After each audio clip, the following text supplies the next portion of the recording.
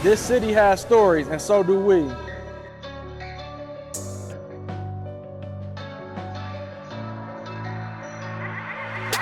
It's not just a podcast, it's a movement.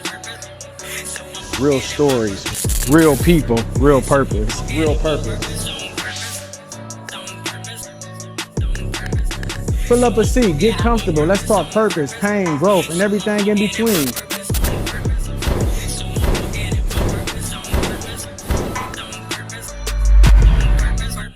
From the heart of Atlanta to wherever you are, welcome to Stool Talk.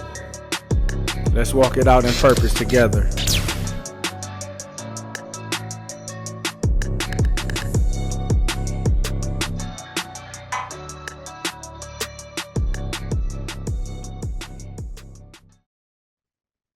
So today with us on Stool Talk, we're honored to have a special guest. This one I've been trying to get for a long time, and the reason we do these interviews, the reason we do this podcast is to highlight journey of creators, athletes, people out there that's just making a difference, impacting the lives of people. And this guest right here, I've seen him and his brand all over, and I said, man, this guy is doing an amazing thing. I gotta find out, who's behind that machine, man, because it's all about the spotlighting of them. When you can't find the person exactly and see who's behind what, you know that they're doing it out of their heart and for the athletes or for the people or for the brand. Today we have with us the one, the only Mr. Gerald Cannon for Ballers Bridge. How you doing today? That's love, bro. That's love. I appreciate it. That's love. Yeah, no problem, man. No problem. So yeah, man. I seen all the work. I see the work that you put in. Like, man, what really drives you behind what you do? Man, I think just experience is what drives me. You know what I'm saying? I think just the path that it took for me to get to where I am today is what really pushes me to keep going, bro. To be honest with you, that's Yeah. it. Yeah. What was sports like with you growing up? I know you played sports. What sports did you play and how far did you go? Man, to be honest, man, I was a late bloomer, man. I didn't start till late. We was always playing around the neighborhood. I always had my homeboys that we played everything in the neighborhood. I started out with baseball, Redan Park. We was at the baseball. Mom got me into baseball, which I think was actually a great sport to start with. So I started baseball. And then basketball, man, we was just always hooping. You know what I'm saying? Yeah. Neighborhood at the courts around the house, but it wasn't never anything that I was playing on an official team. You know what I'm saying? Like I Yeah. got cut, to be honest. I got cut. What was that? That was like eighth or ninth grade. I got cut, and I was like, I'm good, bro. That was just too much for me. You go Yeah. to that door, you look for your name ain't on that list. Uh-huh.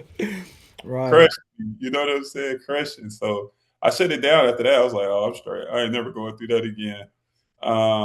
But luckily, they had a coaching staff change at my high school. The new coach came in and he basically tracked me down, bro. He seen me outside one day. He was like, I want you to come to the gym tomorrow for trials. I was like, I don't really hoop like that. He was like, I ain't really asking you. You know what I'm saying? Like, be there Yeah. tomorrow. I say, they saved my life, bro. Coaching staff saved my life up there. Do you ever talk to the athletes that you may interview or highlight or follow just about the being a late bloomer, and what can you tell the athletes that may be watching about late bloomers, or sometimes it might not start off how they want it but to stay in it so they don't give up? Yeah, all the time, bro. I try to give advice because I think I'm doing what I'm doing because I was in that position. You know what I'm saying? Yeah. Never like a highly ranked player. Not even, to be honest, I never was the best player on my team. You know what I'm saying? Not until pros. When you go overseas and you got to be the best player on the team. But high school, I wasn't the best player on the team. College, I wasn't the best player on the team. So I have empathy for that, for those players that are in that position. Yeah. Because and two, I look at it like you never know. When I'm filming, when I'm covering a game, yeah, that player might be the most talented player in the gym today, but look 2, 3 players down, and that's gonna be the one, that's gonna make it because of their experience. So I try to tell all the players, man, stay even keel, stick with it, ignore the noise and just trust in yourself, man, and put the work in. So I try to deliver that message as often as I can, to be honest with you. Yeah. Did you see in college or when you played professional, did you see yourself creating a media thing like this or following it or being behind the scenes like that? Did you think that, or is that when the thoughts came together? It's when the thoughts came together because I was just tired of it. You know what I'm saying? I think when people build something, when you look at a lot of people's companies, regardless of the industry, and you ask them like, "What made you do this?" It's probably because of something that they experienced in that industry. I would assume. You know what I'm saying? That they got sick of. They just got so tired of it and was just like, "Man, this shouldn't be like this." And they said, I'm gonna correct it. I'm gonna fix it." And that's kind of was my experience at every level. I just ran into potholes that I was like, man, this shouldn't be here. You know, high school with recruiting, it was me and my mom who were going through the process together. And me and my mom, man, we was thick as thick. That was my one, bro. We never got into it over nothing. But when it came down to that college decision, man, it was I'll never forget it. You know what I'm saying? Yeah. Um, in college, going trying to make the jump to pros to be a pro. It was just coming from a Division II HBCU, playing at Morehouse College. We had a great team.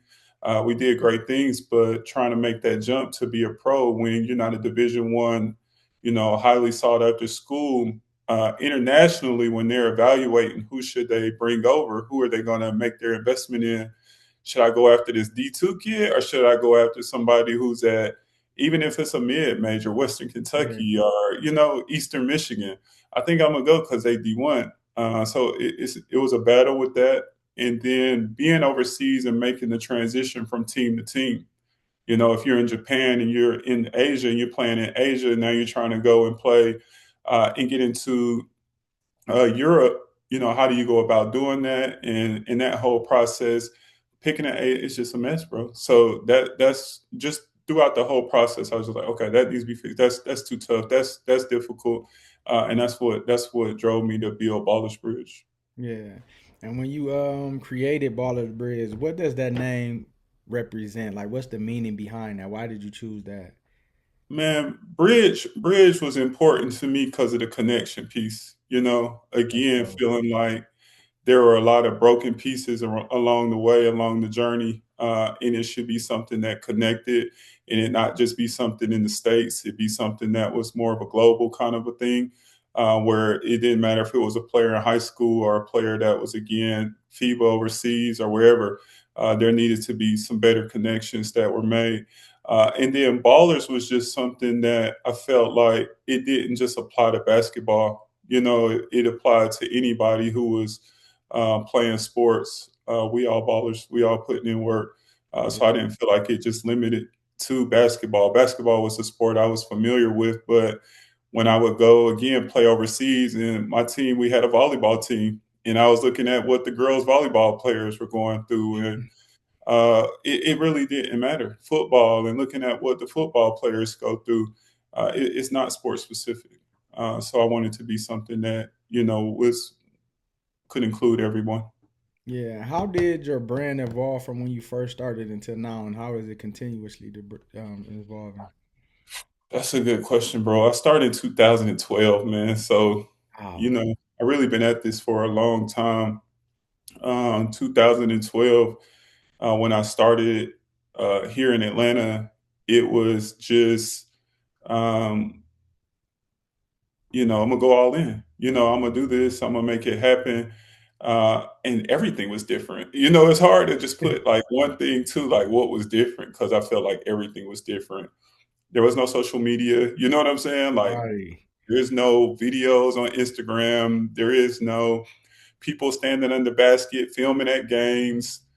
There is no just technology is just so far past where we were in 2012.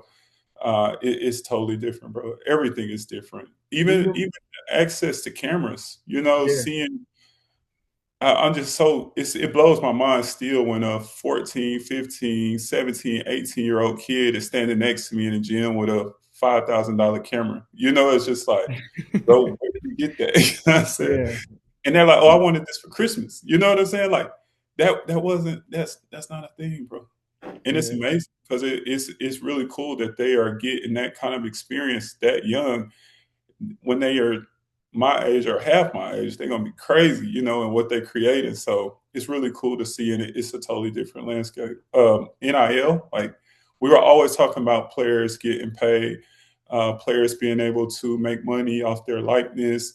I knew as a college athlete how much work that we put in. There was never an internship that we could get. There was never. We just so limited because everything was just hoop, bro. It's Yeah. hoop or nothing. Um, but we always knew that. And now to see players be able to actually make money, to be able to not just change their own lives, but change, their families' lives, their community. It's amazing, bro. We just scratching the surface. So totally different landscape. Do you remember the first athlete or first couple athletes that you had?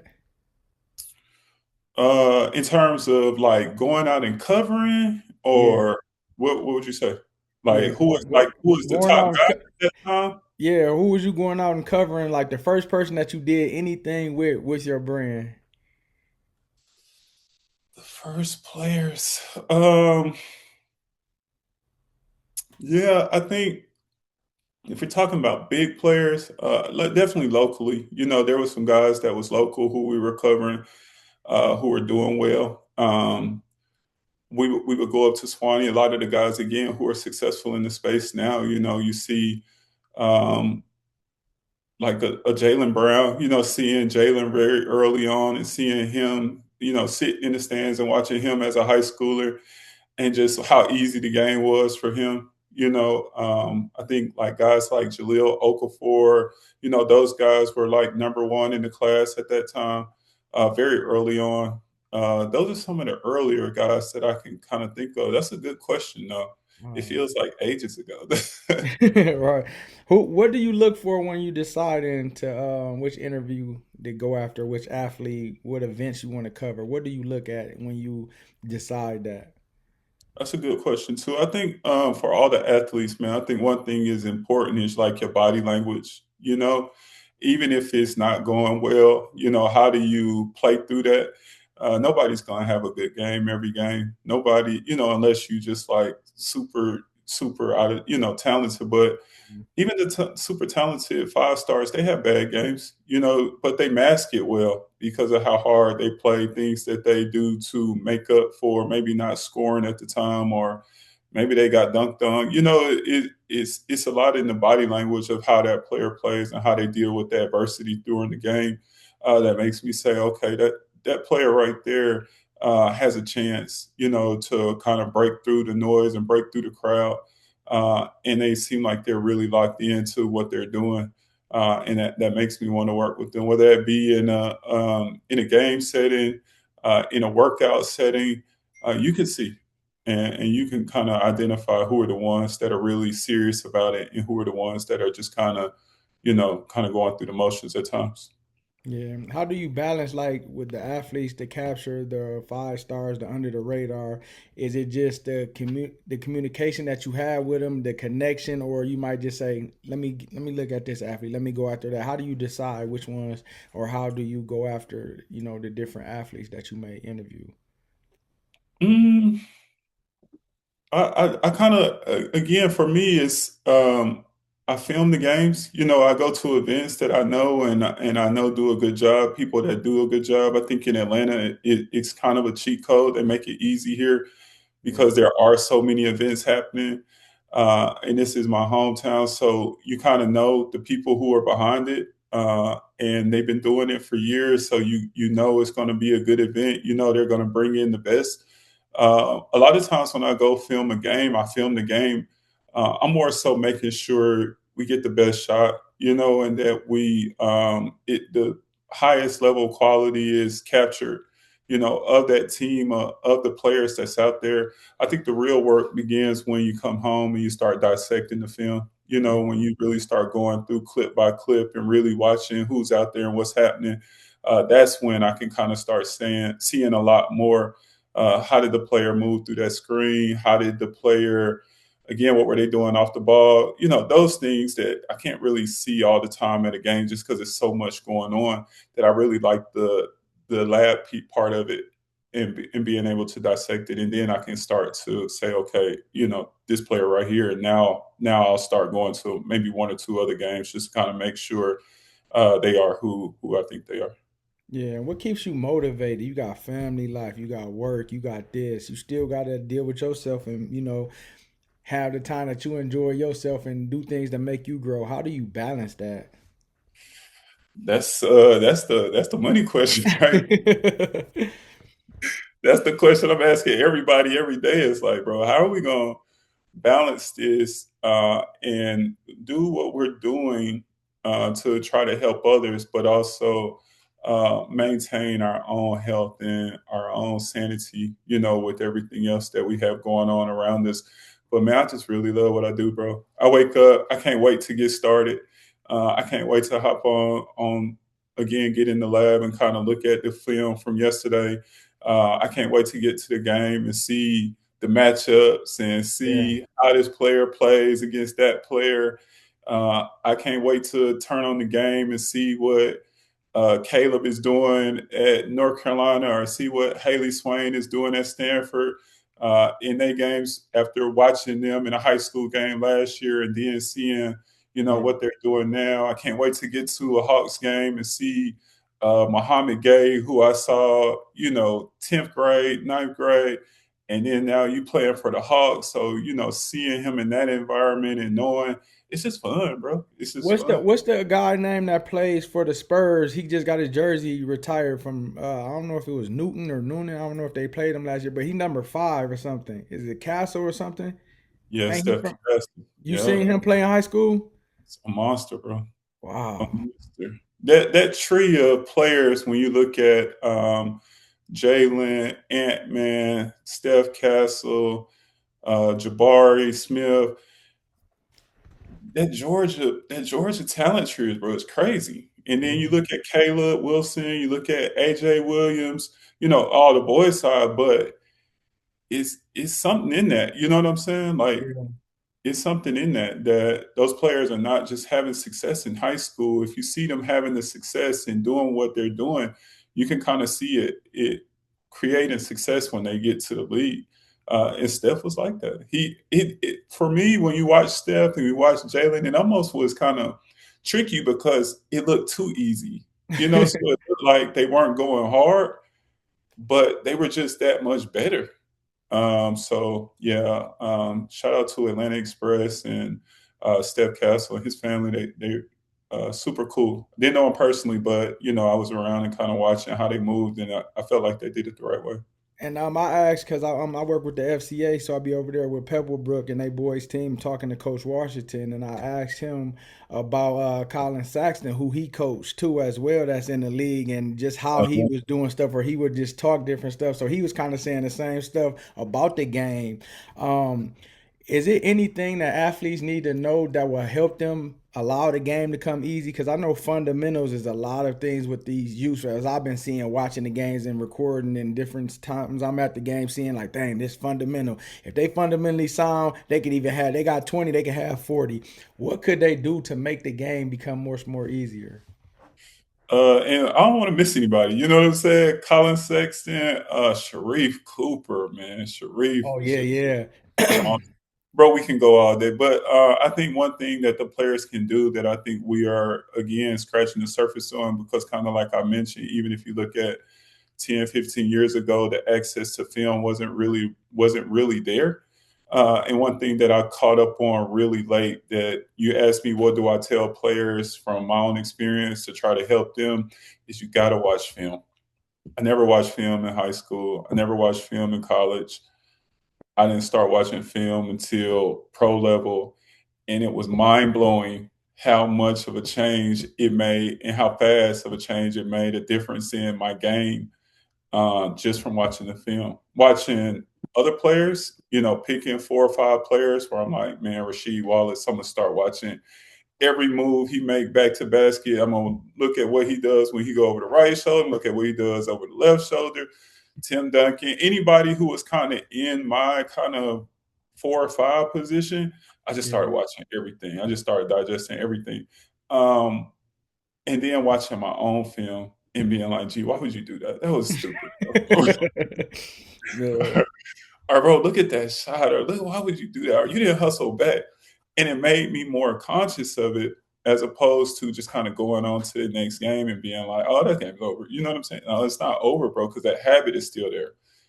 So I really would urge players to watch game film and not just, I think for the highlights and what we do for branding and, clips that we put for recruiting is all good, but also there should be private content that's not put out socially or put out on the public for public access that you consume at home that you just watch and you say, okay, these are things that I need to grow from. That's the biggest one. Yeah. What's the hardest shot or moment to capture during the game, in your opinion?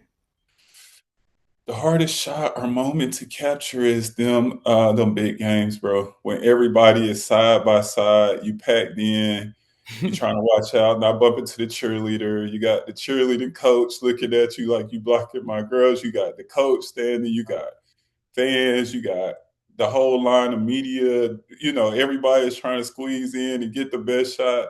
You got the ref, coming in and standing right in front of you. Yeah. That just happened to me yesterday. I went to see Lithonia and Southwest DeKalb. I was trying to go from one end to the exit. And this is my first time at Southwest DeKalb, so I'm used to the bigger venues that me and you. And I done seen you at that. Got the newer gyms. Them Yeah. cheerleaders like, you can't walk right here. You can't go past. But I couldn't go the other way. I'm like, what?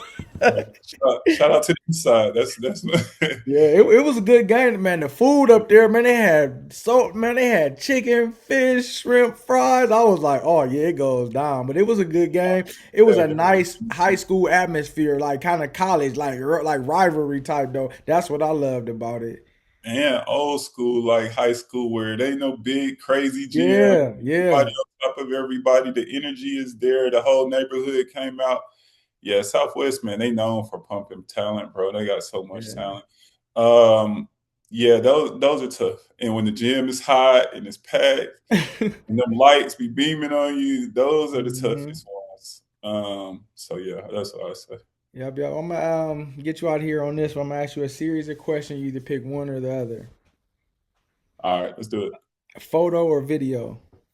Video all day. Sideline access or baseline access? Sideline access or base ain't that baseline, bro. It's tough. When they coming at you, that shot is just crazy if you get the right one. High school hoops or AAU hoops? That's a good one too. A energy different, Yeah. circuit Football different. Friday nights or basketball weekends? I'll respect the football, but it's hoops all day for me. Yeah. Action shots or emotional moments? Action shots are emotional moments. Emotional moments. Them is the ones that live with you forever. Yeah. Long edits or quick turnaround posts? Long edits, man. Take your time, man. Let it cook, man. So Everything let me ain't. ask you this real quick. Did you ever like have some content and then you see other people posting about this game and all like that? Do that make you like, oh, I gotta hurry up and get mine, or you still take your time, even if they had another game before that? Balance, bro. Every day, every day. Yeah, But you gotta. I think it's gonna come down to like what are you trying to do? You know what I'm saying? yeah, I have times where it might be something where it's like, bro, I gotta. You know what I'm saying? You sometimes you want to just make sure you can do it too. Like because yeah, it's not easy. And much respect for people who turn around content like automatically. That's not easy, man. It's yeah. not easy to Do you have a nothing. team? You create content, huh? Do you have a team or it's just you? Oh, absolutely. You got to have a team. I've been doing it just me for a long time, but I'm blessed to really be Yeah, able to find some good people to work with. That's really helping me, man. I think as we continue to gel, we're gonna take Ballers Bridge to the next level. But I personally, I like to be able to again come home and be able to really look at it. yeah, Um, Somebody said like, "Do you listen to music or do you just skim through it?" Like, bro, you got to watch it. You got to really see it. and you got to be able to deliver what I'm trying to deliver. I can't just do it at the gym. I got to be able to look at it in a quiet setting and really be able to digest what's happening. Yeah, that's my next phase of me going to another level, getting a team. Because I be doing it by myself, trying to work, going to 3 games, doing interviews like this. It'd be a lot. I'd be like, oh my goodness. Like, how do you sleep and just you sacrifice a lot. Yeah, And again, I think at the end of the day, it's really got to be a mission, and you really got to care for what you're doing. And I'm interested to hear why you know your meaning behind what you're doing. But I'll let you finish. yeah. Interviews or highlight reels. Interviews or highlight reels. I think I love the highlight reels, but when you get the interview, you learn a lot more about the player. And I think that it tells you, again, how do you separate who you're watching and who you're following and who's here. Um, that game IQ is baked into that interview and hearing how a player looks at the game, hearing who they watch, hearing, those extra pieces, it all kind of factors in for me. Yeah, early morning shoots or late night edits.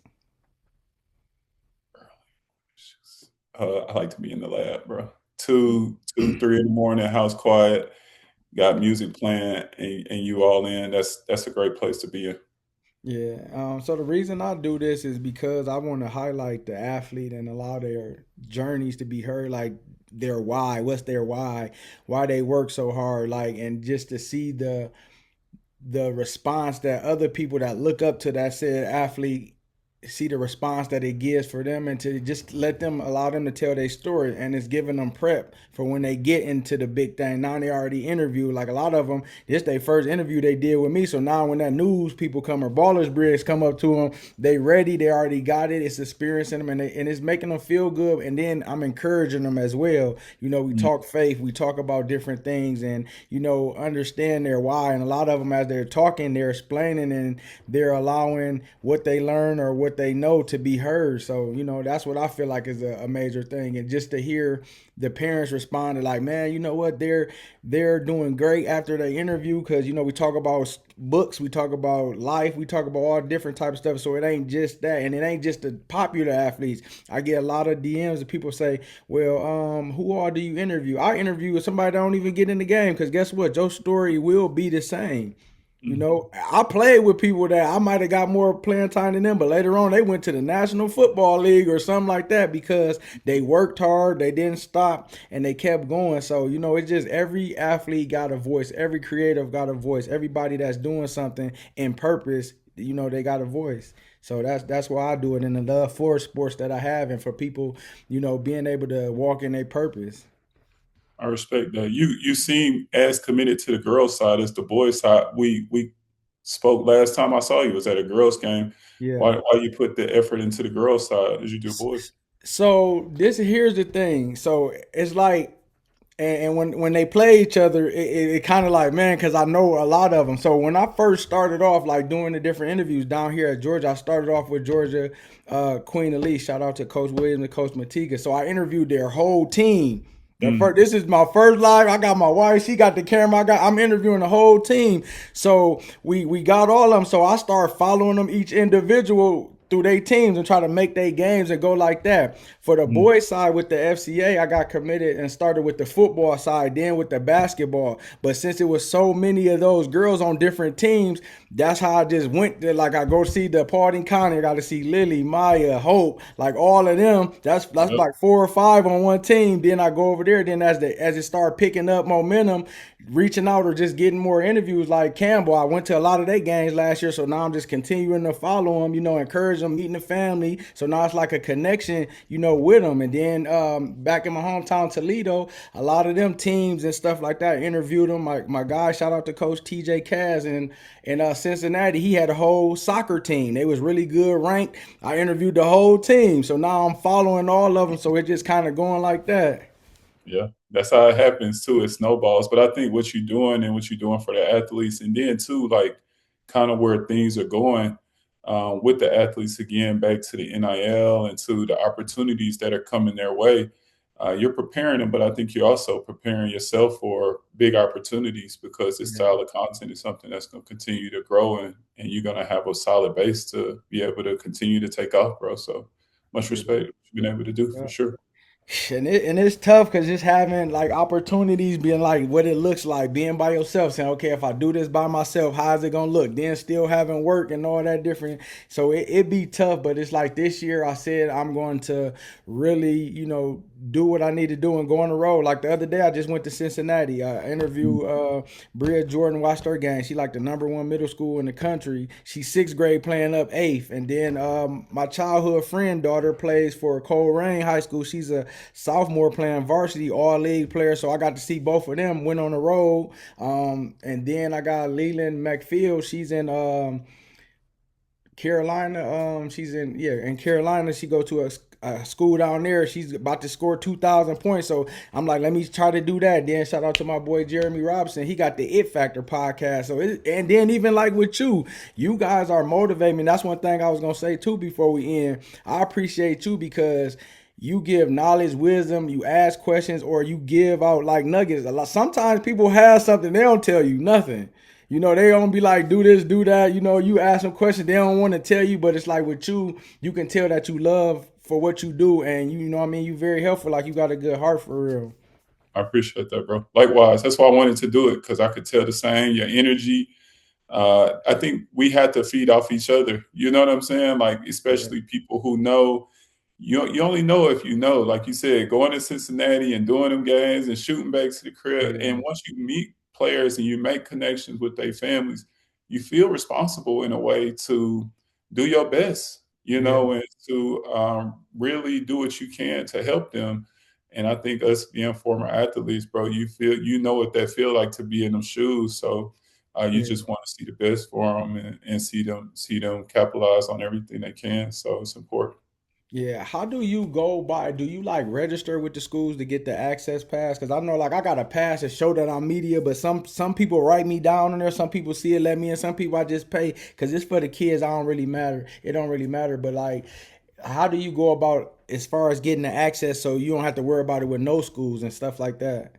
I don't know. That's a great question. I think one thing getting into the media side of things, and it's funny being on this side because I never was on this side. I never, I didn't go to school to learn media. I didn't attend classes.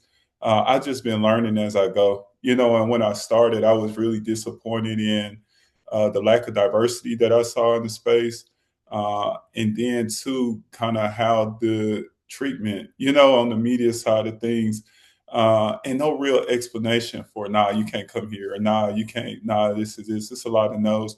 But sports industry is like that too, and I think you got to understand that, especially now, everybody's trying to, not everybody, it's a lot of people who are trying to break into the space. So there's no cut and dry. It might be one team, it might be one school where they're like, your media cool, go ahead. And Yeah, there might be another team where you go to and they're like, no, I don't care. Like, no, you're not coming in here with that camera, and you're not. You really don't know. So I think it's a lot of relationship. It's really relationship driven. It's being able to be good, just be a good person, speak to everybody, make them knowledgeable about what you're doing, shake hands, and come the right way. yeah, Be professional at all costs. And I try to do that with everything that I do, and I'm still trying to get to that place where I can get in any gym and I don't have to talk to anybody. So yep, when yep, you yep. find it out, let me know. Hit me, and we'll continue to kind of toss it back and forth. But a lot of relationships, man, it just Yeah, non-stop grinding. Because at a certain point, they keep seeing it like, bro, just go, man. yeah. Tired So of seeing you. I see you every week. Just go ahead and go. and we thank you. We're spotlighting you. We're spotlighting Baller Bridges for all the phenomenal work that you do. You're a blessing to so many people in the state of Georgia and it's all around the surrounding cities. May God continue to give you favor. May He elevate you. May He be able to give you things and open up doors for you that no man can. That you know that is Him. That you're blessed in your finances. You're blessed in your family. That God continue to cover you. And when people see you and when they see Ballers Bridge, they're blessed by what you do. And may you be blessed for all the seeds that you have sown for all these years that you've been in this space. And I just appreciate you, and blessings to you. Likewise, and amen. And thank you for Yep, allowing yep, me to be part of your platform, bro. This was great. yep. Ladies and gentlemen, Ballers Bridge with Gerald Cannon. Yes, sir.